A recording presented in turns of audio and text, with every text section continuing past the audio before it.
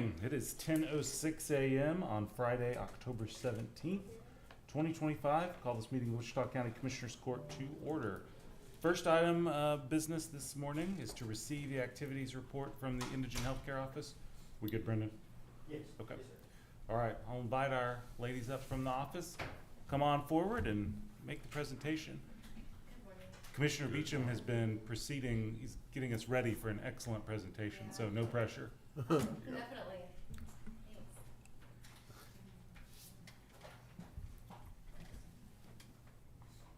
Okay, that's not what I do. Oh, hold on. We'll get you switched over. There we go. Are those Mike and Ike's? That's the color. It was supposed to be fall. That's Okay. the best I could do it. But yeah, we can go with that if it makes it better for the presentation. Now I'm hungry for Mike and Ike's. Maybe we're ready.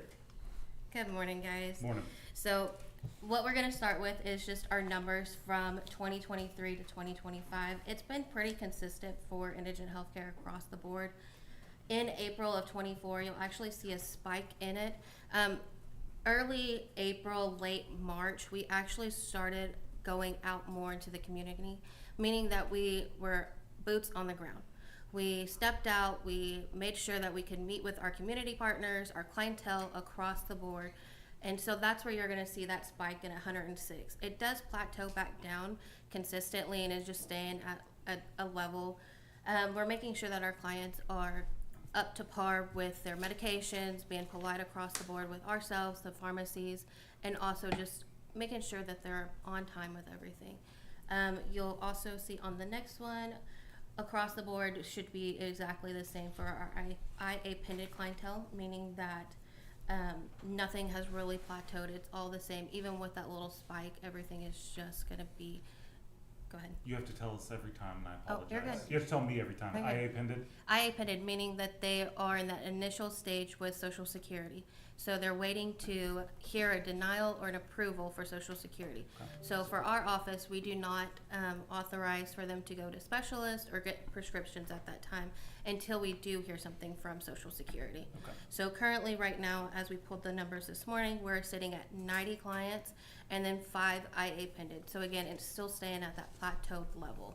So we hold payment on any bills that we receive Correct. until such time as they're either approved or disapproved. Correct. And if they're approved for Social Security, then That's the when- federal correct. takes over the payment, and if not, we won't take it. Correct. Okay.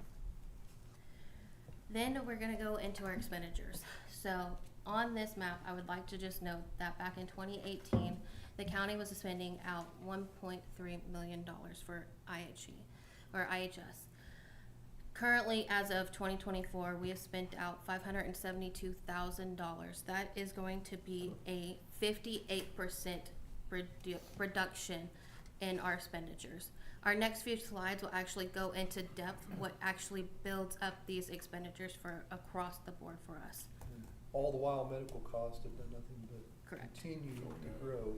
Correct. We've been able to trim Correct. our expenditures by That's an incredible number right there. Yes, sir. It really is. Yes, sir. by processes and procedures. And Correct. and- So Right. even though everything is going down, we're still trying to make sure that our clients have the best service, not only internally but externally at the facilities. So making sure that they have primary care, making sure they have preventative care, making sure there's optional services across the board, whether that's orthopedics, dermatology, anywhere, basically from head to toe, we can cover. Would you have time to look over my road materials budget? Get me in that shape. Sure. That's incredible. That's impressive. Thank you. So just to break everything down for those expenditures. So we're gonna go from ambulatory, hospital, optional services, pharmaceutical, and labs. The two key factors that I would like to point out for optional services is from 2018, we were actually paying out $241,170.13. As of 2024, we were paying out $56,351.69. That's a 77.6% in reduction across the board. Explain optional services, what would that be? Yes, sir. So optional services are gonna be like dental, pulmonary. It's not your primary visits. So orthopedics, there's something that it's not required by the county, but it's something that we choose to allow our clients to go and participate in.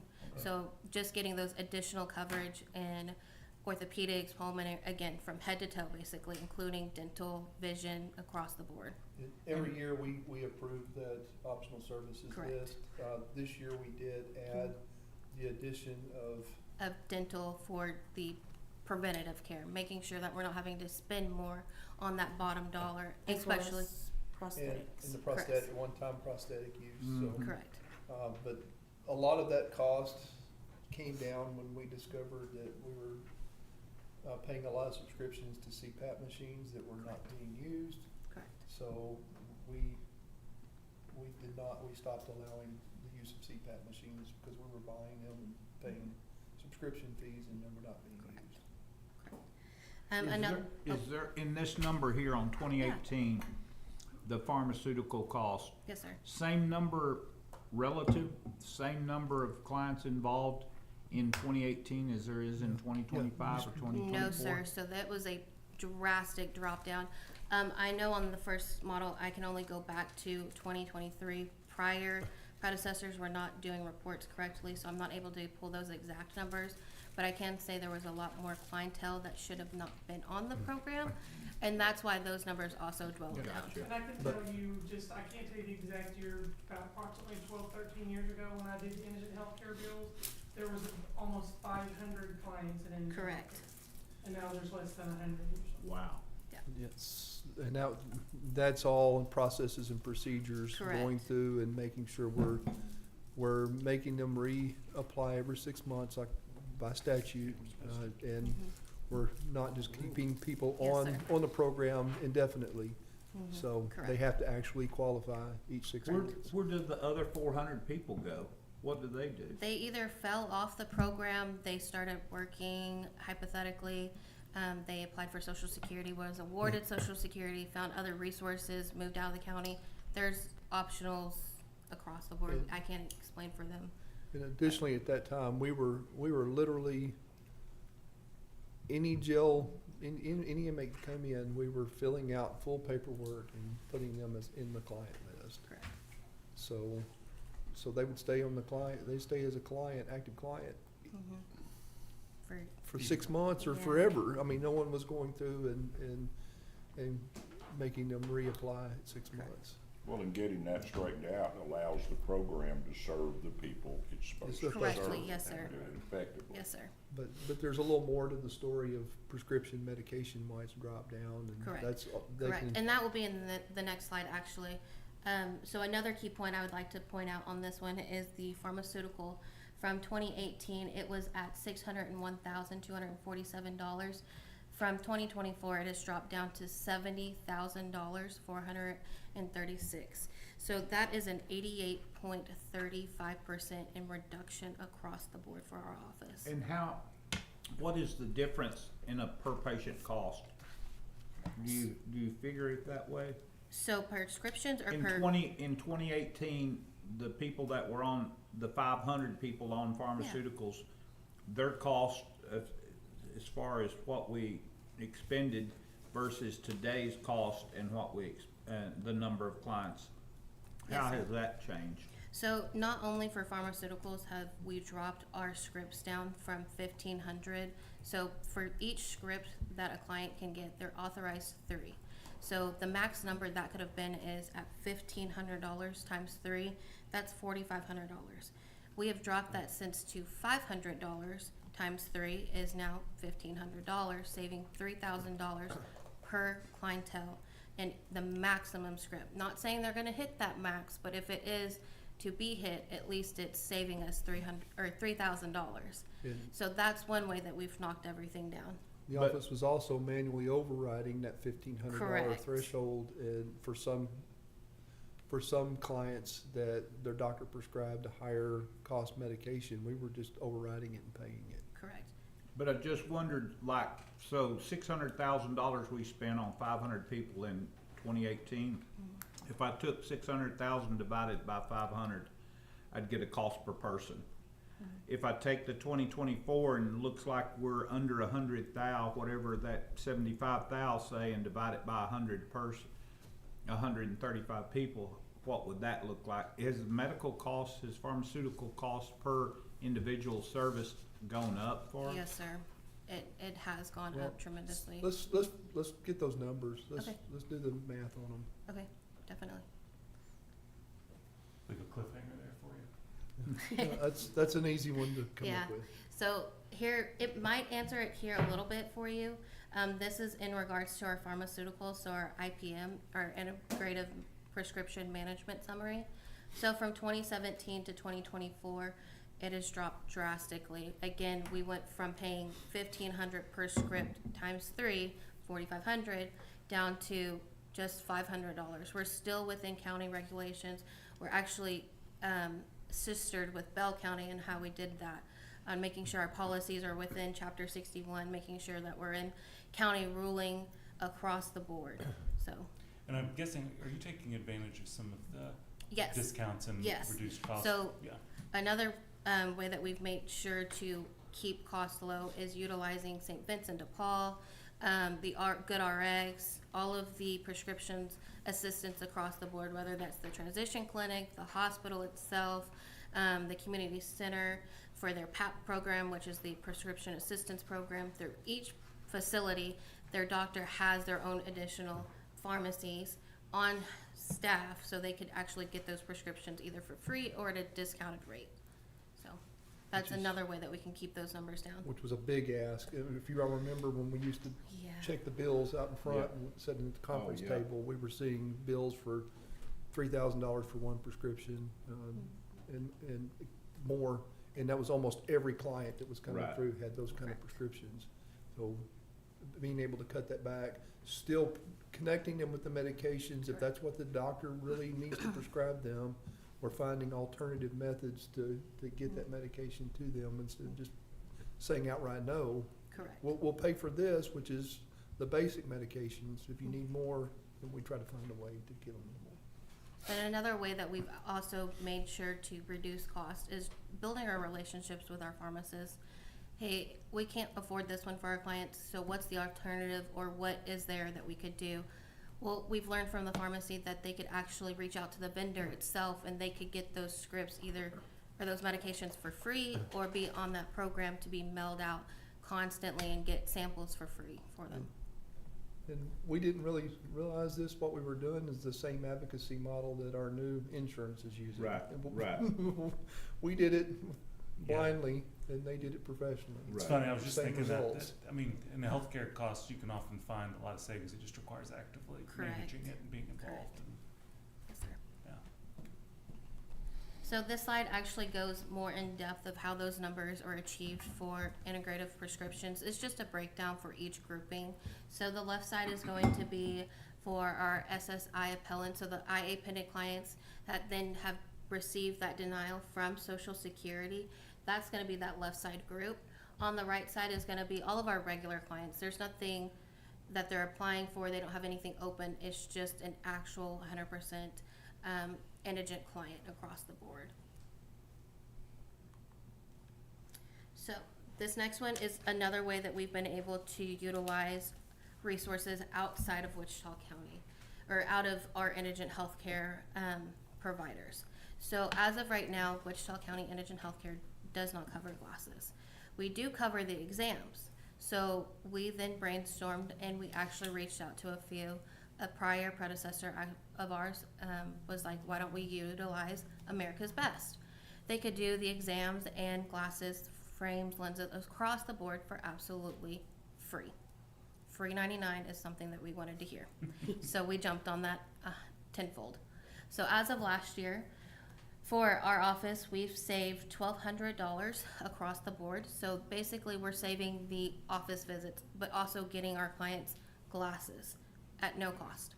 So for that, each visit, we've saved $134.72 per client that actually utilizes going to America's Best.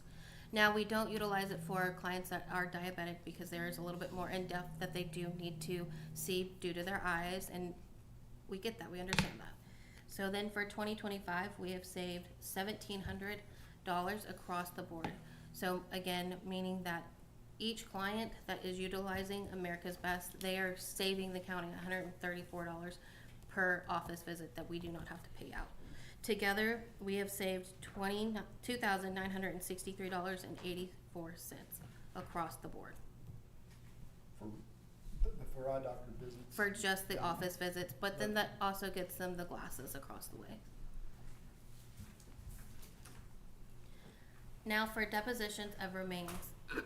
So this is gonna be for the county burials, county cremation services. Currently, right now, we're sitting at 15,000.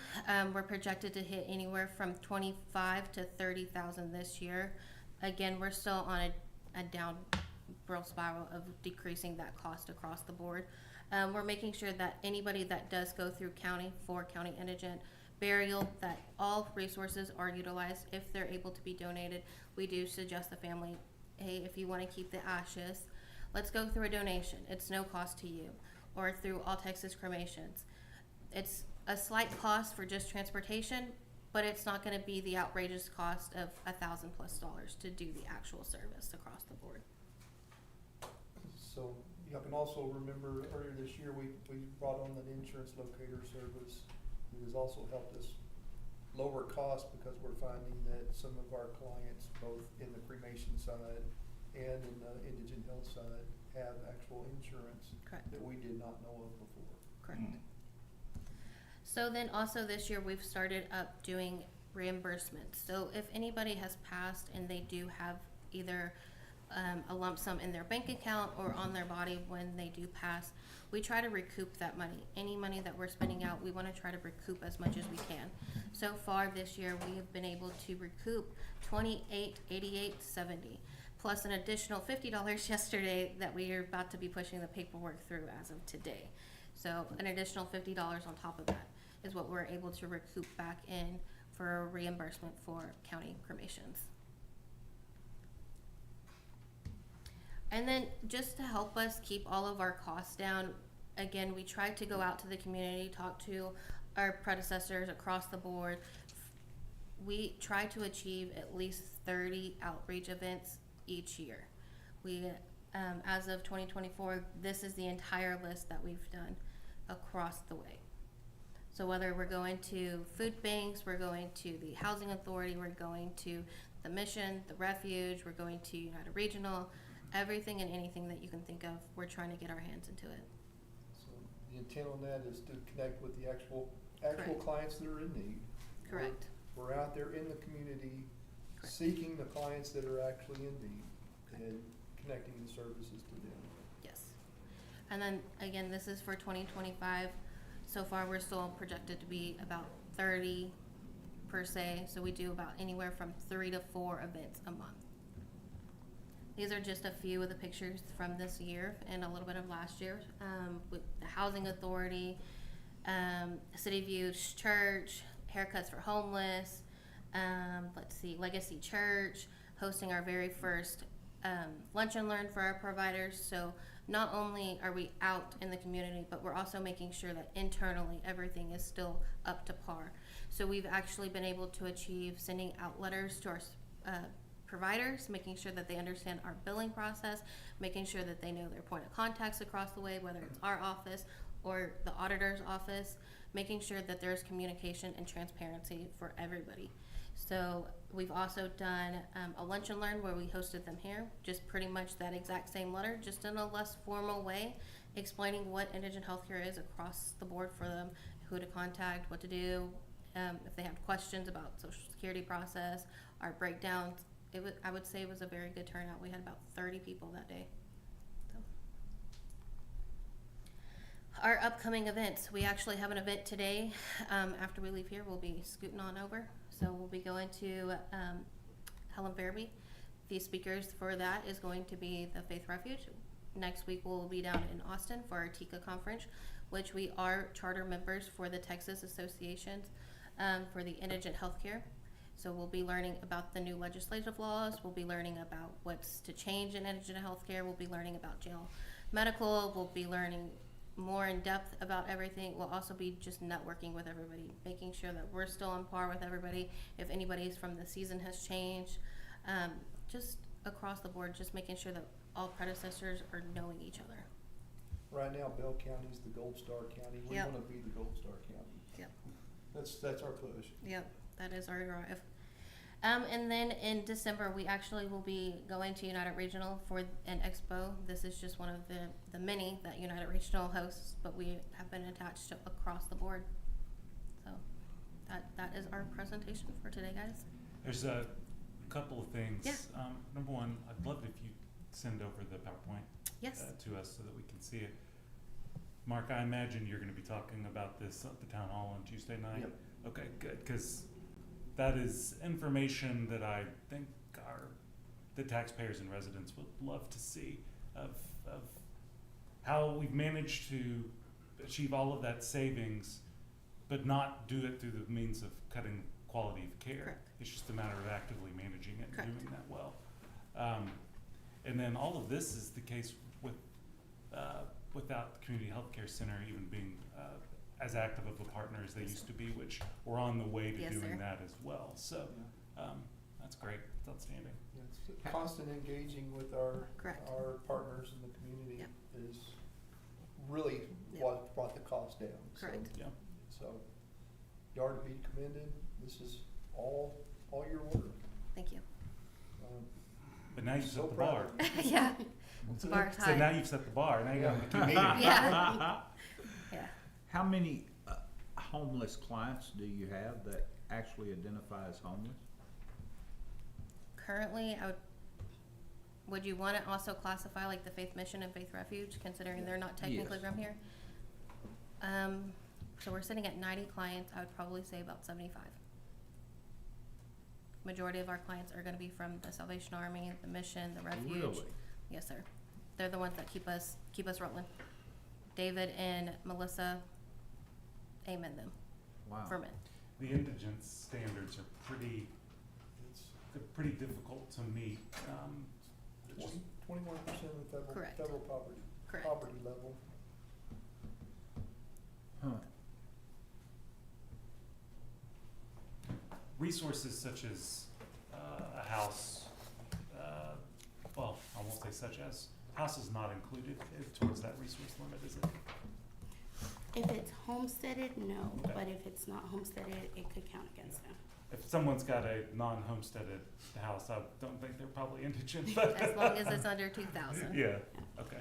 But I will say this, 5-6 years ago, we had indigent clients that were living in Peachtree. We had Oh, indigent yeah. clients that Yeah. were in Canyon Trails, Driving Hummers? Yeah. driving Hummers, yeah. That's not the case anymore. No. That's simply not the case. We do our homework, or Correct. they do their homework. Not to say they're the ones running the show. And again, it's important to do that so that those resources are available to those who Correct. the program is actually Correct. for. And then if we're not able to help them out, we don't like to deter them. We tried to find some alternative, and that's what brings in this big old booklet. This big old booklet used to be 2 pages. We've actually made it strong enough to have it across the board for either somebody under 18, somebody over the age of 62, since our cap out is 62. If we're not able to help them out, there is resources out there. We've made sure to grab every resource packet across the way and made it into one. So whether it's eye care, medical, dental, housing, prescription assistance, across the way, we have an answer for them. We're not sending them away with something in their hands. And Getting people where they need to be is a lot Correct. more efficient. Correct, I mean, correct, that's a So- major step forward. correct. with the community's push toward looking at the homeless and providing solutions, they're 3 steps ahead. Correct. They're already doing that. All right. Excellent. Any other questions? Well, we'll thank y'all very much Thank for you. the presentation and for just the continuation of the work. Good luck at your next thing you're headed to. We'll What see time you is it, later. town hall? Is it 6 o'clock. Enjoy Tika While next I'm week. writing it down. Thank you. Yeah. Thanks, Thank you all. guys. Thank you. Bye-bye. Thank you so much. Thank you.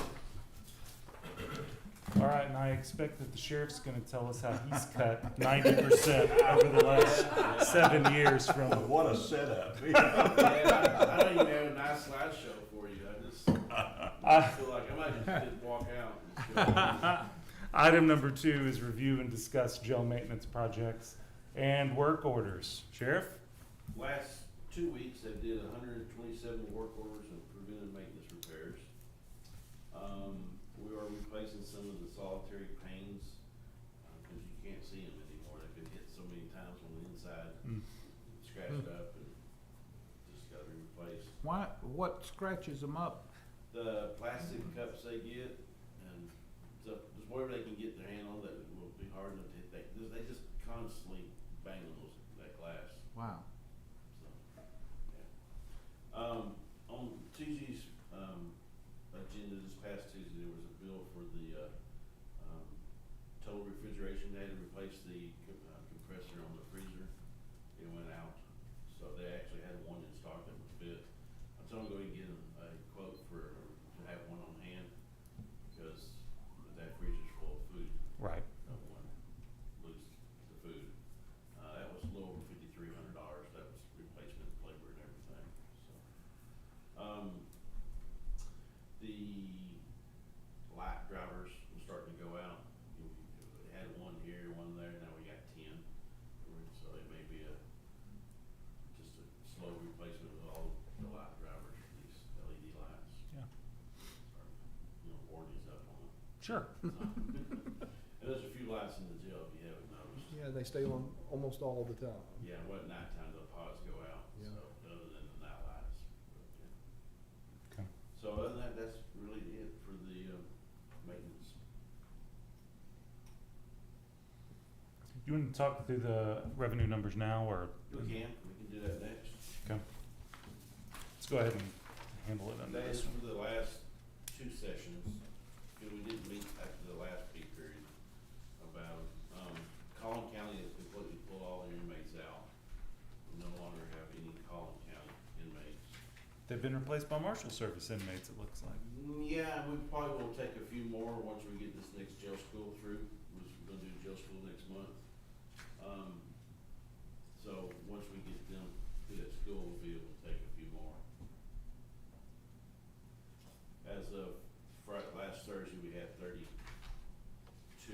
outside inmates.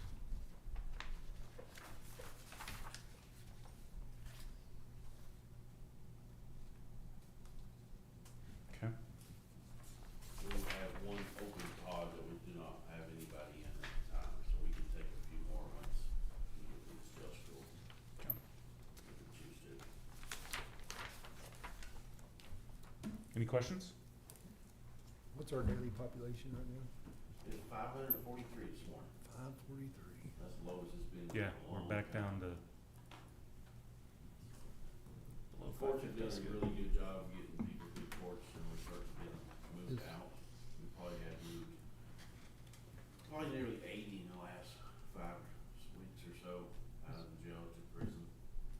And we'll be having an item sometime before the end of the year to talk about the jail-based competency restoration program is now up and running. We're still in the ramp-up phase, but that'll help with that number too.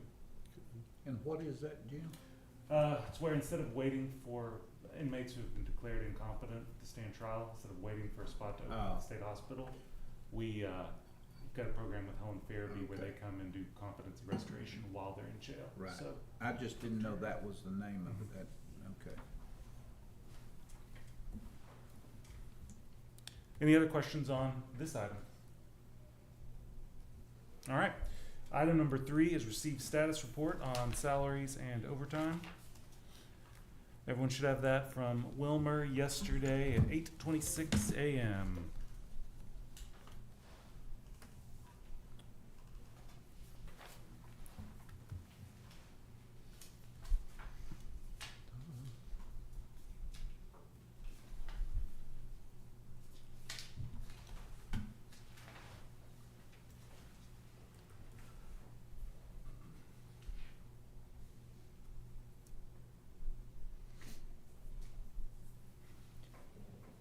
Sheriff, where are y'all on open positions and filled and school and everything? 3 open positions, 2 in 409, 13 in the works. We'd like to be able to fill the 3 open positions on, I think, the 12th of November is what we're looking at, and put 2 in 409, if that's okay. Dang. They may still have a few waiting That would be the first time, I think, since I took office that y'all would have been in full. 409, yeah. Only that, about the second or third time since I've been doing this. Yeah. Last 8 years. Any That's good. ideas of what's changed? What's the... My smiling face. Yeah, it's... well, I threw that curveball out there, didn't I? We opened that one up. Will, I know that maybe we talked about it, or I know Judge, I talked to you about the, all red ads that I've been seeing that have a different connotation to them about why those people work at the prison. I Have you haven't seen them. those? No, I have not. There are recruitment ads focusing more on the public service aspect of it. Yeah, and the what you get internally as an employee out of the doing something, it has a kind of a short personal statement from those people. It's pretty effective. It's really powerful, I thought, I just wondered what kind of Well, we like to say we have air conditioning and they don't, so. but you know, so it's worth looking into something like that as to promoting. Yeah. Yeah, some personal testimony from our jailers.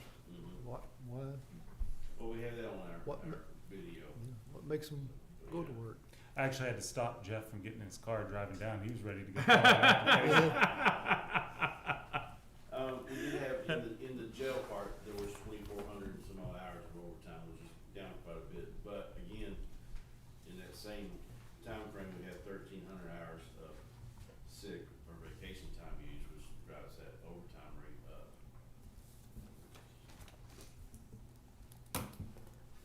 We, start that air conditioning push about next, June or March. May, about next Yeah. March, yeah, probably about right. Good point, We have a nice, clean, new facility. yeah. Will, is the overall, I know we talk a lot about maintenance stuff and all, just in your opinion, how is the facility functioning? I mean, is it, It's great. I mean, you walk through there, you walk through those chases and they're clean. They're keeping everything clean. If there's a problem, they're fixing it super right good? away. Yeah. They're doing preventive maintenance on stuff when they have opportunities to do that. So they're staying on top. They stay on top of everything. That's Great good. job. Going to conferences, talk to a lot of other commissioners and sheriffs, et cetera. Everyone is just, they have nothing but great things to say about the facility and how well it's run, so. Yeah, Well, we went through this year and we touched up all the pods, painted what needed to be painted, Yeah. scratched what was scratched up, we fixed everything. So 4 years into it, we're back to basically, we need to do the hallway next, but the pods have been taken care of and touched up. And we went into some facilities that were about the same age as ours is now that were not yeah. kept to the same standard that this one is. And with the 24/7 traffic that's through that thing, I mean, that ongoing maintenance is just vitally important. You've gotta stay on top of Yeah. it. You ever get behind, You never catch you, up. you can't catch up. You go putting out fires instead of, you know. Well, and I think they take better care, the inmates take better care of it. They own more responsibility of it by taking better care of it. We see that in the pods and how the behavior changes. Well, we continue to have commissioners ask us when's the best time to build a jail, and we tell them 10 years ago. So, maybe that actually did timing on that That was worked good out timing on that. a lot better than we thought it was going to. Well, and I don't know who to commend for this, but it looks like even though we've had the digi and have to have a lot of extra evening security up here, it hasn't affected the overtime at all. So I hope that's because you've been smart with scheduling and We have flexing. been, And we're very smart, and actually, as of last week, we actually have one of the guys who's waiting to go on patrol, working, helping with courthouse security. We just don't have the FTO position to put him into, because we're still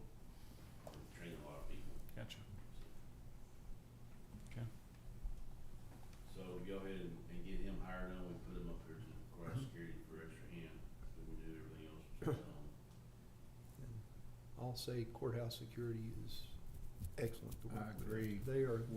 They're friendly, Yeah. they're helpful, they're Johnny on the spot when we need them, so. All right. Any other questions on that item? Anything else you wanted to add? No. Okay. Good, item number 4, review and discuss regular bills. That is an email from Margaret, which arrived at 8:05 yesterday. You nearly beat her this week, Homer. I didn't get mine until 8:06. Okay, really? Yeah, That's funny. every time. What'd you say? Mine came in at 8:06. He's further north than Bert, that's one. Look at the time, the report was done. Well, That's what you need to look at. this feels kinda like being at home. Boy, if it wasn't for those bills every day, we'd be in really good shape. Thanks, sir. Will. They just keep coming. Thank you, Will. Thanks, Will. Okay.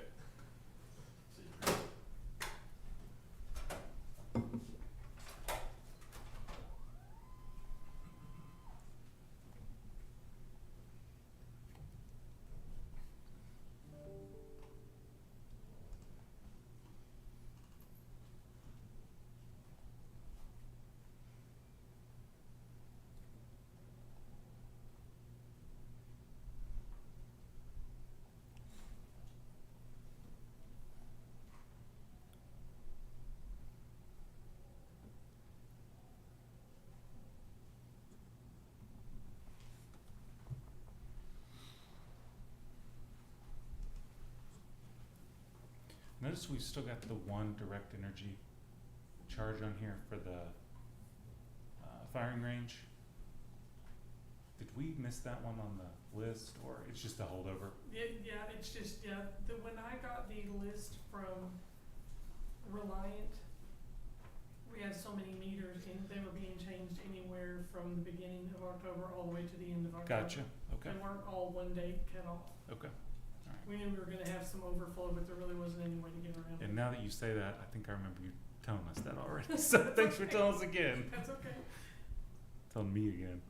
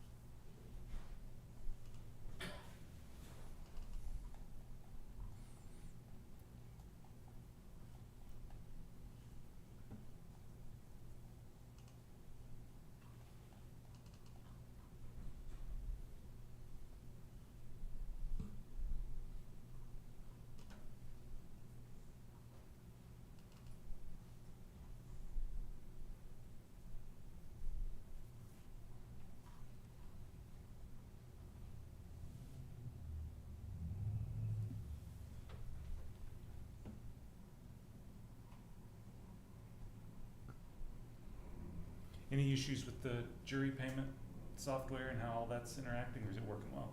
It's working well. We haven't heard. Haven't heard anything? Good. I haven't either, I just was curious. It's great on our side, I can tell you that. Those jury reports are a lot smaller. Well, it's not easier cutting 2 or 3 checks than 150 checks, so. That account used to get compromised. I mean, I think since I've been here 2 or 3 times. Really? Because so many checks get written out of it, so it's good to Yeah. this way, I think. One of those advantages didn't really even think about, but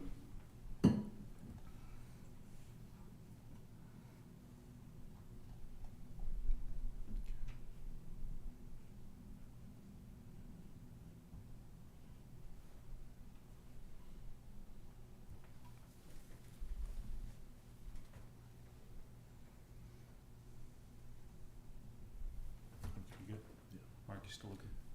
It's fine. 2 more. Okay.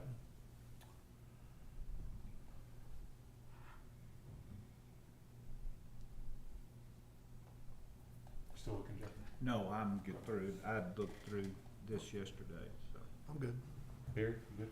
I'm good, thank you, Judge. All right, any questions on those items?